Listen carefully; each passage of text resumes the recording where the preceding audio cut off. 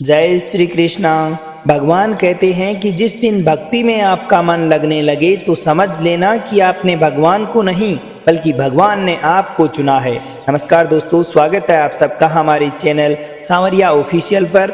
दोस्तों, आज का ये वीडियो बहुत ही महत्वपूर्ण है क्योंकि इस वीडियो में आज हम बात करेंगे स्वयं भगवान श्री कृष्ण के श्रीमुख से निकली श्रीमद् भगवत गीता के दिव्य ज्ञान से प्रेरित ऐसे पवित्र और अनमोल वचनों की जो आपके जीवन से सारे दुख, सारी चिंताएं और निराशाओं का अंत करके जीवन को नई ऊर्जा, उमंग और खुशियों से भर देंगे। श्रीमद् भगवत गीता केवल एक धर्म के लिए नहीं बल्कि इस धरती के हर एक इंसान को, प्राणी को समझना चाहिए ताकि वह अपने जीवन काल में सुख, समृद्धि और शांति को पा सके। कहा जाता है कि जिस घर में श्रीमद् भगवत गीता के पाठ को हर रोज पढ़ा जाता है अथवा सुना जाता है, उस घर में भगवान श्री कृष्ण स्वयं आते हैं। दोस्तों, इसलिए आप भगवान श्री कृष्ण के इस ज्ञान का लाभ अधिक से अधिक लेना चाहते हैं तो श्रीमद् भगवत गीता से प्रेरित इस ज्ञान के वीडियो को आखिर तक अवश्य सुनें और इन विचारों को आप हर रोज सुबह और रात को सोने से पूर्व एक बार अवश्य सुनें। चलिए सुनते हैं भगवान श्री कृष्ण के श्रीमुख से निकले इन अनमोल वचनों को। श्री कृष्ण भगवान कहते हैं कि जिंदगी में कुछ नेक कार्य ऐसे भी करने चाहिए जिनका कि उस ऊपर वाले के सिवा कोई दूसरा गवाह ना हो। जीवन मिलना भाग्य की बात है, मृत्यु होना समय की बात है, लेकिन मृत्यु के बाद भी लोगों के दिलों में जिंदा रहना यह अपने अपने कर्मों की बात है। श्रीमद् भगवत गीता में भगवान श्री कृष्ण कहते हैं कि हे अर्जुन, मैं समस्त प्राणियों के हृदय में स्थित उनकी आत्मा हूँ। सभी प्राणियों का आदि, मध्य और अंत भी मैं ही हूँ। मैं ग्रहों में सूर्य हूँ, वेदों में सामवेद, देवों में इंद्र हूँ और इंद्रियों में मन। मैं ब्रह्मा हूँ, मैं विष्णु हूँ, मैं महेश हूँ। जलाशयों में मैं ही समुद्र हूँ, पर्वतों में मैं ही हिमालय हूँ। इस संपूर्ण संसार में तुम जो कुछ भी देख पाते हो सब मैं ही हूँ। आगे श्री कृष्ण कहते हैं कि ये संसार ही माया है, ये संसार मुझसे ही उत्पन्न हुआ है। मैं ही इसका पालन पोषण करता हूँ और मैं ही इस सृष्टि का विनाश भी करता हूँ। मैं भूत, वर्तमान और भविष्य के सभी प्राणियों को जानता हूँ, परंतु वास्तविकता में मुझे कोई नहीं जानता। कान्हा कहते हैं कि सब्र कोई कमजोरी नहीं होती बल्कि वह ताकत होती है जो हर किसी में नहीं होती। दुआएं कभी खाली नहीं जाती, बस सही वक्त आने पर कबूल होती है। मनुष्य अपने आत्मविश्वास से निर्मित होता है। जब वह अपने आप में विश्वास रखता है वैसा ही वह बनता जाता है। हर चीज की नकल की जा सकती है लेकिन चरित्र और व्यवहार की नहीं, इनको सिर्फ बनाया जाता है। अपनी सोच को काबू में रखिए क्योंकि आपकी सोच ही आगे चलकर असलियत का रूप लेती है। अगर व्यक्ति की नीयत अच्छी हो तो उसका नसीब कभी बुरा नहीं हो सकता। वक्त बनाने वालों को जरा यह वक्त देकर देखो, वह आपका वक्त बदल देगा। जिंदगी में विचारों की भीड़ जितनी कम होगी, जिंदगी का सफर उतना ही सुहावना और आसान होगा। मन का झुकना भी बहुत जरूरी है, केवल सर झुकाने से भगवान नहीं मिला करते। अगर आप उन बातों पर तथा परिस्थितियों की वजह से परेशान हो जाते हैं जो आपके नियंत्रण में है ही नहीं, तो इसका परिणाम सिर्फ समय की बर्बादी और भविष्य का पछतावा मात्र होगी। आप दुख पर ध्यान देंगे तो हमेशा दुखी रहेंगे, आप सुख पर ध्यान देंगे तो हमेशा सुखी रहेंगे, क्योंकि आप जिस पर ध्यान देते हैं वही चीज सक्रिय हो जाती है। श्रीमद् भगवत गीता में भगवान श्री कृष्ण कहते हैं कि जिस प्रकार ज्योति अंधेरे में चमकती है, ठीक उसी प्रकार सत्य भी चमकता है। इसलिए मनुष्य को सदैव सत्य के मार्ग पर ही चलना चाहिए। दोस्तों, मृत्यु एक अटल सत्य है जिसे किसी भी परिस्थिति में बदला नहीं जा सकता। इस संसार का जब से निर्माण हुआ है तब से जन्म मृत्यु का चक्र चलता आ रहा है और कोई भी मनुष्य चाहे लाख चीज जान ले, चाहे संपूर्ण जगत को जान ले, लेकिन अगर वह अपने आप को नहीं जानता तो वह अज्ञानी है। कान्हा कहते हैं कि यदि आपको कोई ठुकरा दे तो बुरा मत मानना, क्योंकि वे वास्तव में आपकी कीमत नहीं जानते। बुरा वक्त जीवन में आता है और गुजर जाता है, बस ऊपर वाले को हमारा सब्र आजमाना होता है। चेहरे पर सदैव मुस्कुराहट होने का मतलब ये नहीं कि जीवन में संघर्ष नहीं है, बस ऊपर वाले पर भरोसा ज्यादा है। जिंदगी में अगर कुछ बड़ा करना है तो दो चीजें हमेशा याद रखना, जो खोया है उसका गम नहीं और जो पाया है वह भी किसी से कम नहीं। खराब तबीयत से व्यक्ति उतना ज़्यादा बीमार नहीं होता जितना नकारात्मक विचारों से थकता है। जिंदगी में हम कितना सही और कितना गलत हैं ये सिर्फ दो ही शख्स जानते हैं, एक परमात्मा और दूसरा हमारी अंतरात्मा। नकारात्मक विचारों को अपने मन में प्रवेश करने की अनुमति मत दो, क्योंकि यही वह चीज़ है जो हमारा आत्मविश्वास कम कर देती है। कामयाबी कुछ भी नहीं, बस एक नाकामयाब इंसान के जीवन के संघर्ष की कहानी मात्र है। आपके खिलाफ होने वाली बातों को खामोशी से सुन लीजिए। यकीन मानिएगा वक्त उनका बेहतर जवाब देगा।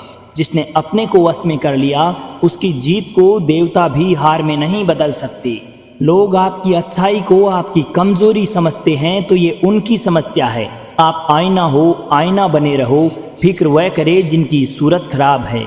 श्री कृष्ण भगवान कहते हैं कि मनुष्य का मन वायु के समान चंचल है जो उसे सदैव काम और वासनाओं की तरफ भटकाता रहता है। अगर हम जीवन को सफल बनाना चाहते हैं तो मन को काबू में करना बहुत जरूरी है कि मन को काबू में करने से दिमाग की शक्ति बढ़ती है, प्रत्येक काम में सफलता मिलती है। भगवान के अनुसार जो व्यक्ति अपने मन पर काबू पा लेता है वह अपने मन में पैदा होने वाली बेकार की इच्छाओं, शंकाओं और कामनाओं से दूर रहता है।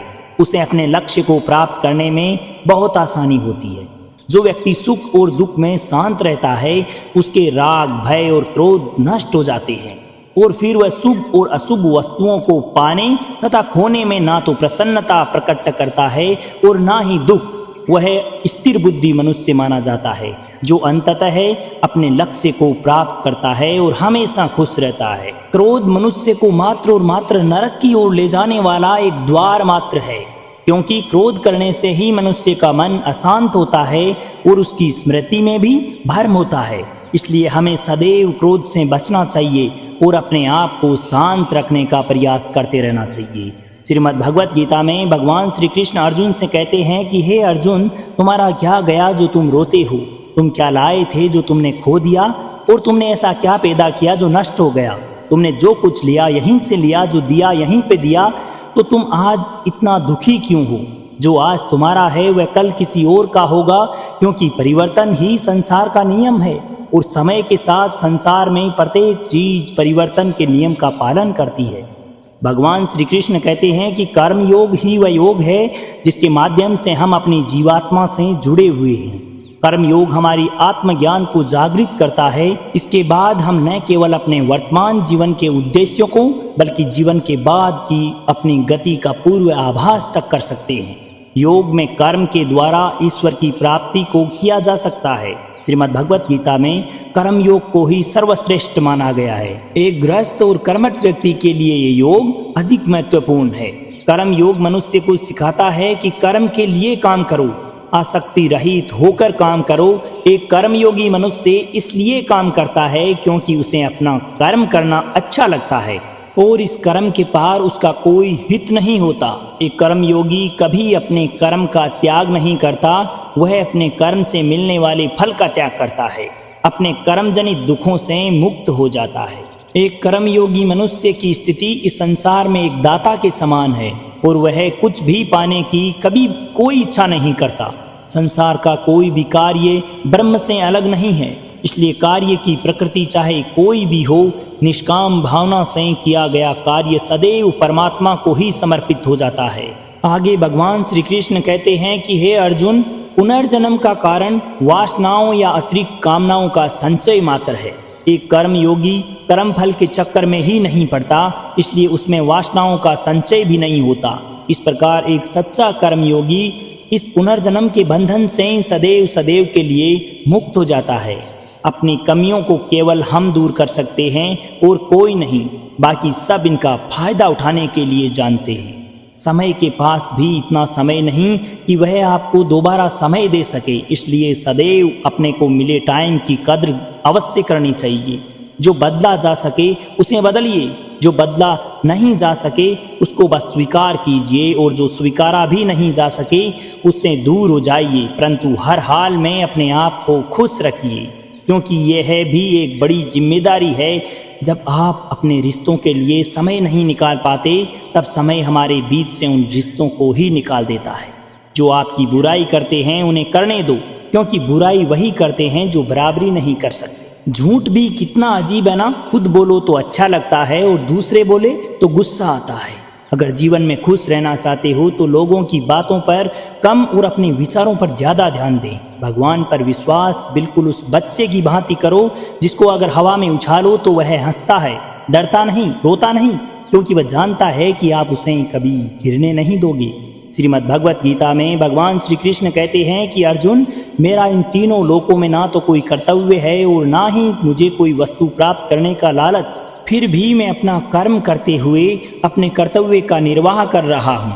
हे पार्थ, यदि मैं कर्मों को करने में ही सावधानी न बरतूं तो बड़ा अनर्थ हो जाएगा, क्योंकि सभी मनुष्य सब प्रकार से मेरे ही द्वारा चले गए मार्ग का अनुसरण करते हैं। यज्ञ से बचे हुए अन्न को खाने वाले श्रेष्ठ पुरुष सभी पापों से मुक्त हो जाते हैं, और जो पापी लोग अपने शरीर का पोषण करने के लिए ही अन्न पकाते हैं वे तो पाप को ही खाते हैं। अर्थात जो व्यक्ति परमात्मा को याद किए बिना ही अपने जीवन में लगे रहते हैं उन्हें चोर समझना चाहिए। केवल ज्ञान ही ऐसा एकमात्र तत्व है जो कहीं भी किसी भी अवस्था में किसी भी हाल में मनुष्य का साथ नहीं छोड़ता। धरती पर जिस प्रकार मौसम में बदलाव आता है, इस प्रकार जीवन में भी सुख दुख आता रहता है, जाता रहता है। युद्ध हो या जीवन, सफलता सदैव 3 शस्त्रों से ही प्राप्त की जाती है, और वह है धर्म, धैर्य और साहस। दोस्तों, इस वीडियो में बस इतना ही। उम्मीद करते हैं कि आपको ये वीडियो पसंद आया होगा। आपका समर्थन हमारे लिए अति महत्वपूर्ण है।